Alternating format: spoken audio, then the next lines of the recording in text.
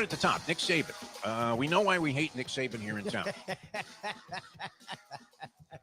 Do we not? I mean, look, it all happened during those 2 years he was with the Miami Dolphins, and it didn't stem from the fact that the Dolphins doctors screwed him by suggesting, this Breeze, he'll never throw another pass again.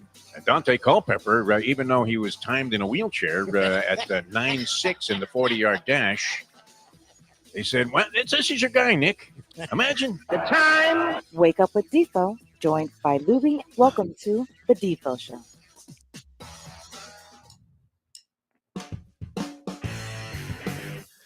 All right, very special. Good morning, everybody. We made it to the end of the week here. Jeff DeForest, Mike Lubie Lubitz, a Friday edition, a Degenerate Friday edition of the Defo Show. And we should have some handicapping for you, although I just realized I may as well just get a chalk sock, the old chalk sock out of my days in Brooklyn, New York, and smash myself in the face with it. 'Cause, we just posted up our No Filter show, and why is it, Lubie? What's going on with me? Could it be the IV bag treatments are loaded with chalk? I just can't get away from the favorites in all of these playoff games. It's impossible for all four favorites to prevail. You would have to consider. And the Ravens, of course, 9.5. Everybody's all over the Ravens. We talked with our good friend Brandon Lang yesterday on our Tony Bruno radio show, and he says, even though it's a big number, he thinks that the Ravens will loom superior in their matchup against the Houston Texans. The Texans, who went out there and destroyed a Joe Flacco-led. Would lead be the proper way to categorize what happened in that game with the Cleveland Browns? Because Joe Flacco just reverted back to being a guy that was on the streets, that was laying on his couch eating popcorn as he was watching football. And while he seemed to be a great guy, a real family man, and said all the right things, he was very embraceable, and the story was not quite Cinderella because this was a guy who had won a Super Bowl. But what year was it that he won the Super Bowl? Did he win Super Bowl III? No, that was Joe Namath. I think it was Joe Flacco. Was it 2013, 2012, 2013? I don't know. Yeah, it was a long time ago, right? Yep. Long time ago. So, that story ended up in the red, in negative numbers, as Cleveland got destroyed there, and Houston looked great. A very enjoyable story, as sports stories go. A team that had been so bad the previous year that they had the number 2 overall pick, which they got lucky in that one, right? And this wasn't Peyton Manning, Ryan Leaf, where many people started to convince themselves that Ryan Leaf was going to be the better quarterback. How'd that work out? And then you had a 1-2 way back with Drew Bledsoe and Rick Meyer. I remember doing a lot of sports talk shows where everybody was debating, well, who would you rather have? Would you rather have Bledsoe or Meyer? Meyer bombed out. He was a veritable all Dolly Parton consideration, all Dolly Parton team, a big bust. And, of course, Drew Bledsoe went on to, he's not a Hall of Famer, but certainly distinguished himself very well as, at the time, one of the top quarterbacks in the league before a certain guy named Brady came along while he was injured, took over the spot, and that is the stuff of which legends are made, and maybe even Bill Belichick, who's now, by the way, Lubie, going back for a second interview with the Atlanta Falcons. So did you peg that one? I think you had him going to the Falcons. Yeah, everyone we've talked to said Falcons. I guess that means the professor will no longer embrace the Falcons in any fashion. There he is, the professor, ladies and gentlemen. How are you, Professor? How are you feeling, my friend? Yeah, last night Lubie's like, oh, we're doing the show at from 8 to 8:13 or something. Yes, very brief edition of the program. And then when I call up to go on, Lubie's like, oh, I didn't hear from you by 8:01, so I booked Carlos Mencia. Joe Coy, I think, is coming on to reprise his Golden Globes monologue. Which, anybody who had tickets to see him at the Kaseya Center quickly canceled and put him up online for sale and dirt cheap.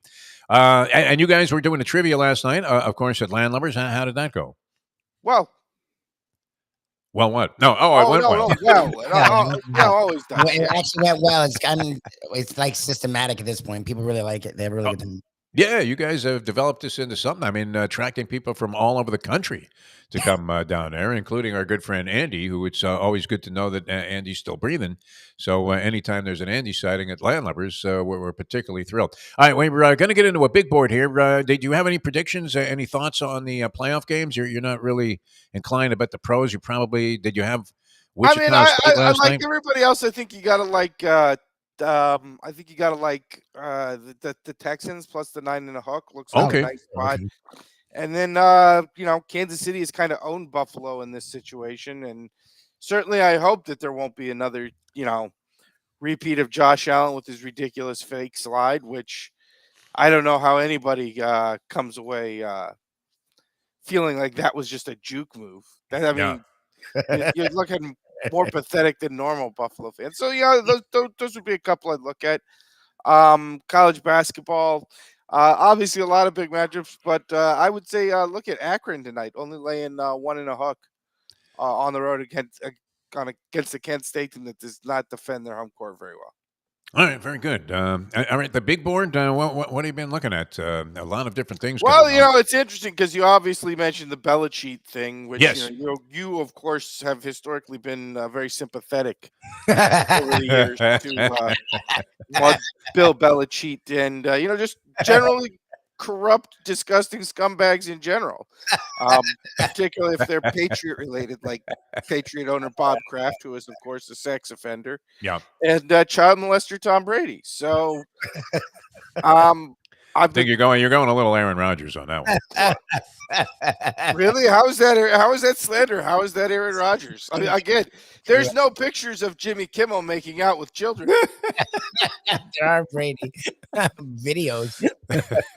Like, whereas Brady is like if you're naked on a massage table and there's a kid coming around to give you a little peck on your cheek, he's like, no, there was no tongue there, come back.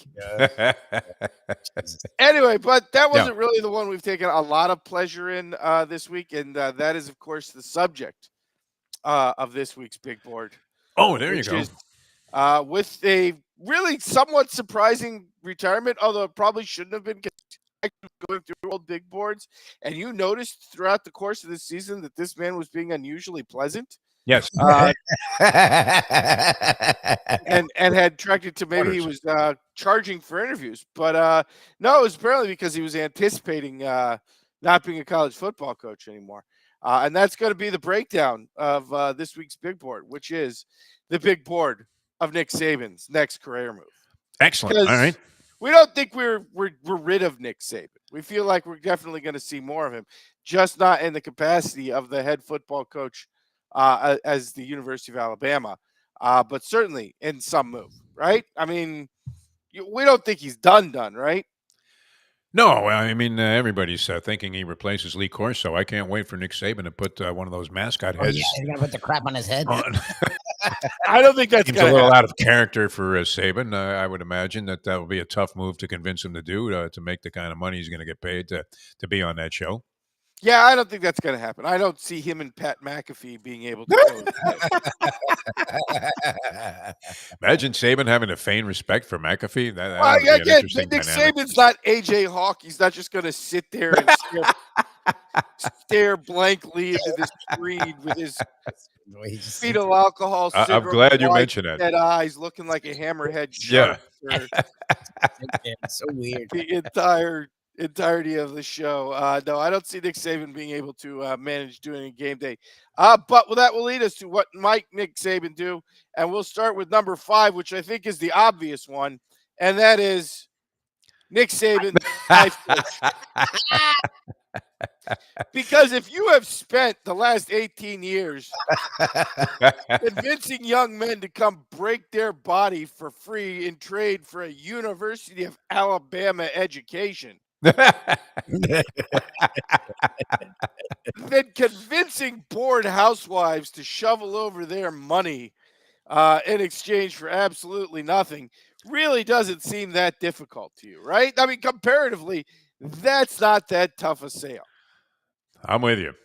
And by the way, I don't know if you've seen this, but actually under Nick Saban's tenure, the University of Alabama's endowment increased by almost triple. It went from just under $1 billion to nearly $3 billion. Oh, wow. And enrollment at the University of Alabama has gone up something like 80%. Jeez. So somehow Nick Saban made Alabama an Alabama education more respectable. I mean, compare. Outside of football players, are there any intellectual accomplishments from graduates of Alabama? Compared to that, getting some bonbon eating housewife to get up off her ass and get a job doesn't really seem like that monumental a task, really. So I think if Nick Saban's going to do something, life coach, really perfect. Yeah, scratch that one off the list. I love the picture, though, of a very happy-looking Nick Saban there. As he just had Jimmy Sexton probably just handed him another one of those contract extensions at Alabama that pays him even if he If you retires. got to move away from the state of Alabama, wouldn't you be happy too? He chose to go Supposedly they love it. I mean, they embraced it. His wife, I remember, condemning South Florida as a place to live and saying, you know what, we want to go back to our roots. And I'm thinking, yeah, go eat some dead beaver in Tuscaloosa. Tell you what, look, when your roots are West Virginia, pretty much everything else sounds better, right? Everything that's not covered in coal soot 24 hours a day seems pretty good comparatively. Yeah, I mean, it's not exactly the Foundry when you see roadkill as an appetizer on the local restaurant menus. Anyway, moving on. Number 4, Nick Saban's next career move, and that is, let's see. There we go. I mean, if you could turn around an institution that was only loved by Southerners in the 1940s, like you did with Alabama football, then doing it with Little Debbie snack cakes seems like something to. And we know Nick Saban, that one of the most entertaining things is the man has a deep passion for Little Debbie snack cakes. His breakfast, supposedly, every morning, a Coca-Cola and 2 oatmeal cream pies. I will tell you, it's the shittiest one. I am a snack cake connoisseur, and even I think like Little Debbie are like 4th tier snack cakes. They're not good snack cakes. Yeah, the oatmeal, and particularly the oatmeal cream pie, not a highlight of the Little Debbie roster. But this is what Nick Saban has embraced. So if you have spent your life being passionate about something, and, it's like Peyton Manning, apparently loved racism and pizza, so he went into the pajama business.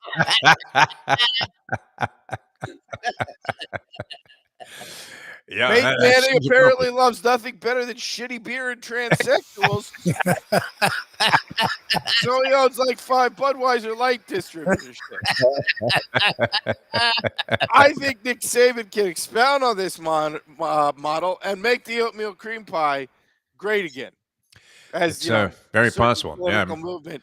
Didn't Wayne Huizenga leave a trail of Little Debbie cookies from he what was it? Was it LSU he left to come and coach the pros? Yeah.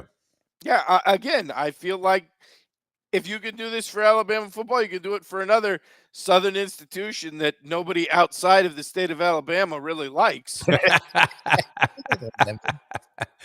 right, like Little Debbie snack cakes. Little Debbie distributor, Nick Saban. Life coach, Little Debbie distributor. Number 3 is? Number 3, I feel like this is, again, something we're well known for Nick Saban, but it is an underrepresented part of our community, and that is it's an area where, let's be honest, tall and fat guys have all the clothes they can get everywhere. But if you like Nick Saban or Oompa Loompa sized, and you need a pair of khakis with like a 22-inch inseam, or you need a shirt that doesn't hang down to your knees because you are a very, very short. And yes, for those wondering, this is a recreation of Napoleon's favorite picture on the horse, except Nick Saban in the seat. Yes. Who better? Well done, by the way. Yeah. Who better? I don't think Ken did that. Go by. Yeah. What's up all night drawing? Who better to revolutionize this and find clothes for extra short guys than the most raging Napoleonic complex we've seen in the world of sports, one Nick Saban. That's like a Van Gogh. I mean, That's if you fantastic. Photoshop that, yeah, absolutely phenomenal. That is so great. Unbelievable, yeah. Saying, like, does it have an A on it? I don't this is a legitimate business move here. I'm not even joking like I was with the Little Debbie snack cakes. Because we know Little Debbie's are trash. But I see guys who are like 5'4" out there all the time with like Nick Saban. And I do wonder, like, where do they buy their pants? Do they buy I'm like? telling you, as a short guy, buying clothes is not easy. Do they buy tall people I'd go to shorts and Saban. just wear them as pants? Saban would be the perfect guy. Saban, exactly. And how many celebrity adore? Tom Cruise, I was Mark going to say Wahlberg, Kevin Hart. Kevin Hart. Wahlberg. Really, not just Mark. The entire Wahlberg family. DeVito. Danny DeVito. He struggled his whole life. Good stuff. Number 3, short and extra short clothing Right? being distributed Because by the Nick tall Saban. and fat. Look, I say this as a guy. I'm not short and I'm fat. Like I have shopped at those. And if you're a tall and fat guy, you can find a store on every corner. Yeah. Like easy. If you need a big fat guy shirt, easy find. Yeah. But like I wonder if you are on the small size, if you're point guard sized, if you're Muggsy Bogues sized, where do you buy a shirt? Because I think like a normal dude's shirt is going to hang like past your knee. It does. Yeah, I think socially he wears jockey silks when he's out and about in town. All right. There you go. Number Then we 3. get some synergy here. Nick Saban's short and extra short can open their first location. Yeah, that's another store. That's number 3. Number 2. Number 2, the most obvious career path, and probably the most likely, which is, of course, reclaim your throne in hell. That's likely. The graphics on this particular big board are outstanding. But, I mean, really, isn't this the most obvious? That, like, it's Nick Saban. He's not going to be able to be out of control for that long. Yeah. Like, he goes home and his wife says, "Go take out the garbage or something," and like he can't tell some young black man to do it for free.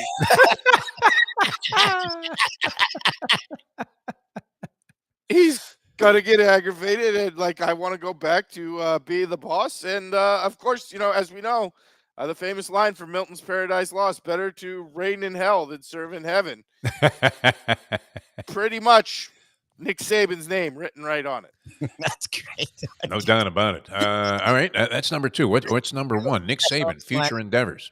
Number 1, I think it plays into your theory, which Yeah. is going to College Game Day, taking over the Lee Corso role when Lee Corso either chooses to retire or He'll mysteriously die before they this come with next a season net comes up. and drag him off I love season. Corso, but Being able to deal with Pat McAfee. I don't think that's going to happen. On the other hand, because it's Nick Saban and because he has certain instincts, I think this path is very, very likely. We're saying number 1 because, again, probably after reclaiming the throne in hell, the second most likely, give Urban another fake heart attack, steal job at Fox. it's specifically Urban Meyer's studio job. Yes. Not just any studio job. Not any studio job. Yeah. Begin pestering Urban until he feels fake sick again. Yes. And then running him off and taking his job at Fox. Very This likely may be- scenario. I mean, I got that's to be honest, this may be more wishful thinking than likely. In my case, it would be an because upgrade. What if that they fucking Fox show with Brady Quinn and Urban Meyer, we got to break that thing up. Dear God, is that What awesome? if they just add Saban? That's the scary. Like, honestly, that makes McAfee seem socially acceptable. Like,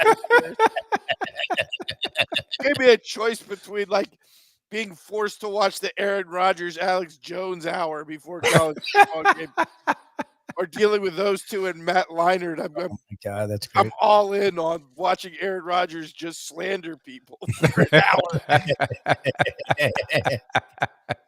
But yeah, I mean, look, we know what happened with the last time to Urban, that the process, and by the process, Nick Saban poisoned Urban's food enough until he thought he was having a heart attack.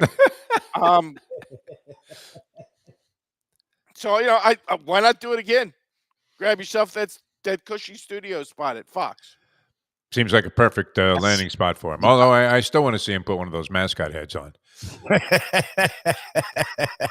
That would be the ultimate in sports comedy. Watching Nick Saban go ahead and put some giant paper mache head on top of his.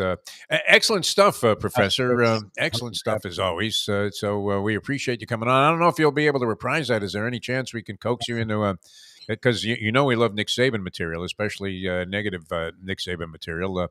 Any chance you might be around later to reprise that on the fabled Tony Bruno Sports Network? Well, I mean, after Lubie already bumped me, I don't know how inclined I am to do for it. No. Give me a call. We'll see. Probably.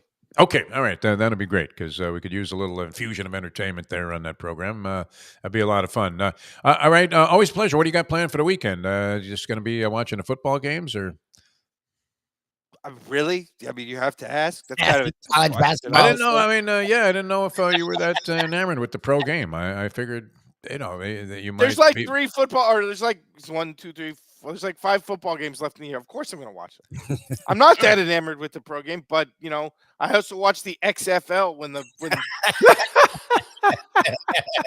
when baseball is the only other option. So yes, I'll be watching the games. All right, sounds good, Professor. Always a pleasure, my friend. Thanks so much for altering the schedule a little bit, and we hope to catch you a little after 10 o'clock somehow on our Tony Bruno radio show. Thanks for being with us. Have a great one.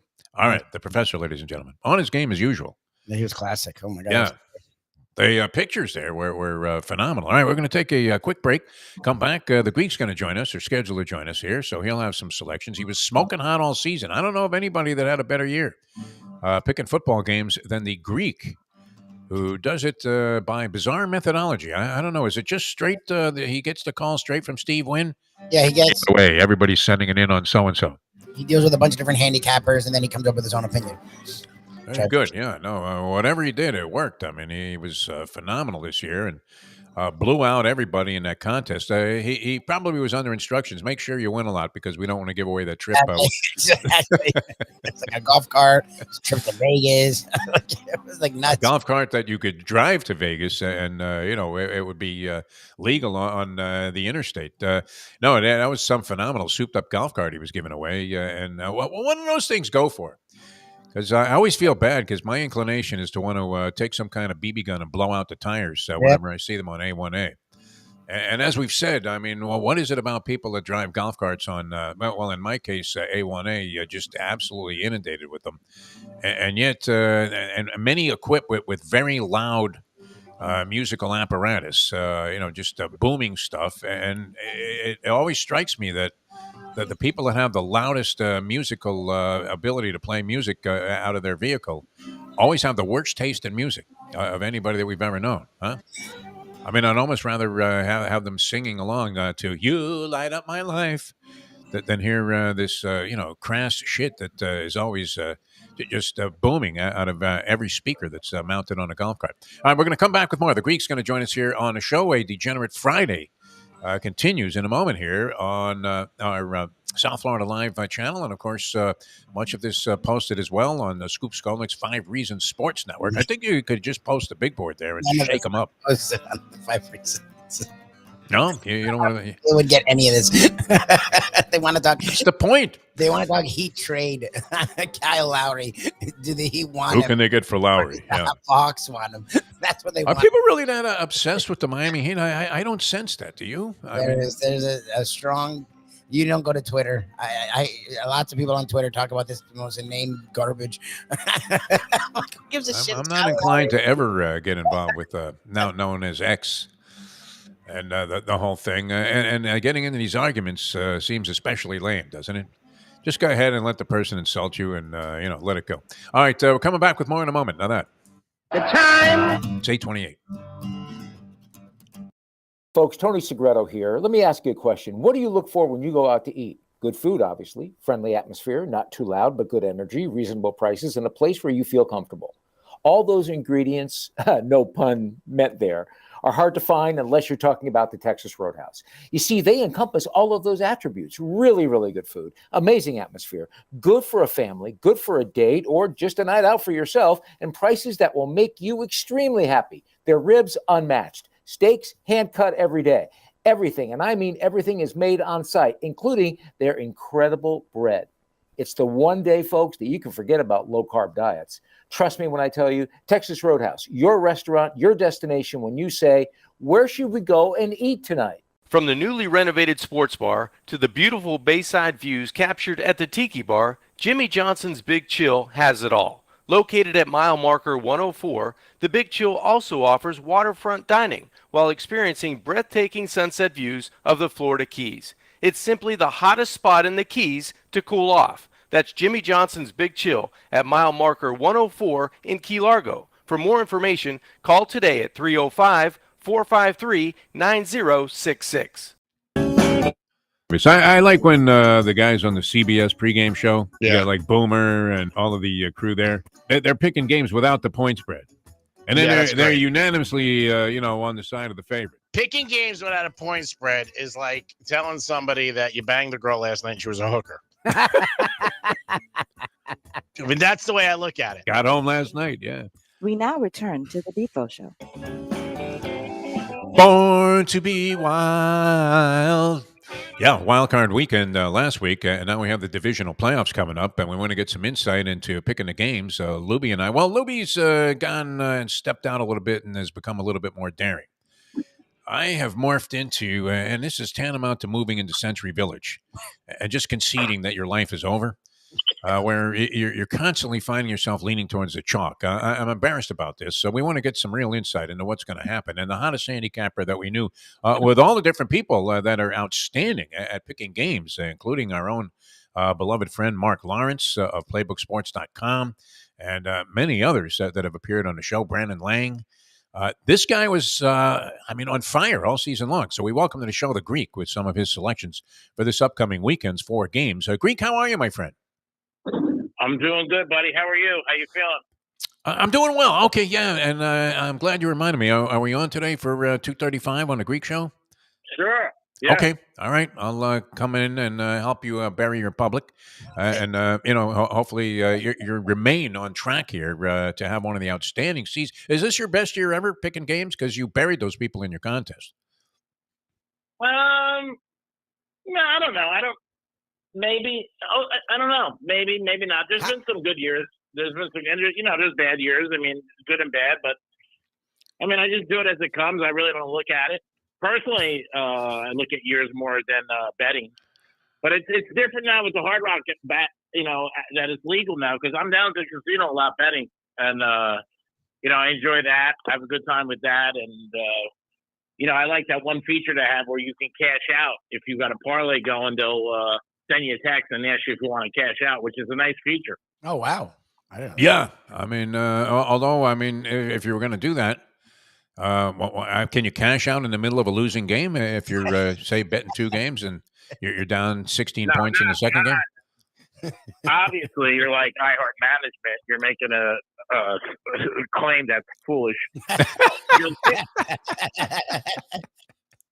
If you're winning, obviously, if you got a 3-team parlay, you win 2. Yeah. They'll send you a text. Hey, do you want to cash out? Obviously, you don't get what you win. Okay. But it's still a very nice feature. Man, that's sick. That is good. Yeah, it's a nice hedge off. That's great. And obviously it's your opinion if you want to take it or not and stuff like that. Last weekend I had a 5-team parlay at the Hard Rock, and the first 4 won. Oh wow! So the last one I had, and I had decent money on it, was the Eagles. And I didn't hedge it. I didn't hedge it. I was going to drive down there, but they offered you a cash out. Like, hey, do you want to cash out on this? And it was about like, I would say almost 60% of what I would have won. But I didn't have to win the 5th game. And obviously you can't do that betting offshore or with a book game. Yeah. How sickening would it have been watching that 5th game too? I mean, the way the Eagles performed against Tampa Bay led a lot of people to believe that Tampa Bay is a live dog coming up in their game. And yet it seems to me, Detroit would be the play in that one. All right, we want to get to your picks here. And the 4 games on the slate this week, over-under totals obviously are in play as well. So what do you have for us, Greek? I mean, I have the Ravens 18-1 in Vegas. Oh, wow. 18-1. My God. Oh, my God. Are you kidding me? Talk about cash out now at 9-1. You feel pretty good about that. Overwhelming fucking favorite. That's fantastic. Holy Nice. shit. Yeah, I did that in July. Oh, my God. Good for you. Holy shit. But it doesn't mean anything right now. So we're going to see. There's been a lot of onesies that get knocked out. I think the Ravens cover. I really do. I think their defense is going to be a little tough. I think Houston is a nice story. But there's a couple things you got to remember about Houston. First of all, this team, if the Colts caught a pass, they're not even in the playoffs. Exactly. The guy had a 3rd and 1, and they're not even there. I think Yeah. C.J. Stroud is awesome, but this is a different defense. 2 All-Pros, and this team also is different when they're not home. Yep. They're a different team. Like a lot of teams, like the Browns' defense is so much different. You can't explain it when they're on the road or when they're home, and that proved to be. I do like the Ravens to cover the spread in that game. On Saturday, I'm going to skip the last game. Sunday, I'm going to go with the Dogs. I'm going to go with the Tampa covering. Okay. I think that's going to be a close game. I'm not saying they're going to win, but I'll take 6.5 in a playoff game. And I can't bet against Mahomes. I just can't. I like Buffalo. They're hot as a firecracker. They've won 7 in a row, but I could see that game going 34-34, 34-35, or 33-32, and I'll take the Chiefs with the points. In the last game, it's 50-50 because the Packers do have the Niners number in the playoffs. And there's something about that. Like 3 years in a row, they beat them with, Rodgers, and they don't travel well. That's the thing. It's going to be close, but if I had a gun to my head, I'd go with the Niners.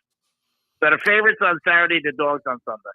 Nice. Very good. Yeah. We were swimming in a sea of chalk, although Lubie has become far more daring since his affiliation with you and has stepped out now a couple of times after. How many years did I spend with this kid, Greek? This is like 15 years. I've been working with Mike Lubie Lubitz, and I don't think he ever picked an underdog in the first 14 and a half. And now he's Mr. Take the Points. I like the Chiefs. Yeah, I like the Chiefs. I mean, the guy that you had with me on years ago, he said, hey, you don't want your team to celebrate and you're losing. So if you bet a dog, your team could lose and you still win, which is always a good thing. I do like all the overs, except maybe the first one. But I think there'll be points in a Packer-Niner game. I think the Chiefs and Bills will go back and forth. And I think Tampa and Detroit, those teams, in Detroit, games always go over. I mean, they just didn't last week with the Rams. But the Rams were in the red zone 4 times, and they didn't score. If they scored, they would have beat it. I mean, that's the one thing people forget. Like, you got to look at last week's, too. Detroit won, but the Rams were in the red zone 4 times. And all the play calling down there, for whatever reason, wasn't great, I thought. The Rams should have won that game. Would you have punted the ball away with 4 minutes to go and 1 timeout? 4th and 14? I mean, in hindsight, it didn't work. But I was thinking at the time, I was screaming, are you kidding me? Don't you have to go for this? They're around midfield.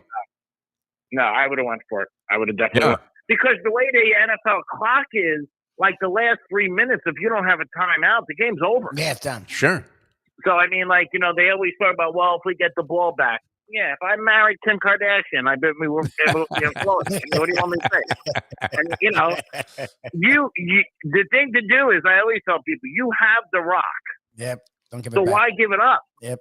I want to pin him back and hold him. There's no sense. And you know what? Campbell, I give him credit. He came in like a psycho. He turned the team around. Yes. He did pass the ball on 2nd and 7, which was a big play. Right. And a lot of people would have ran.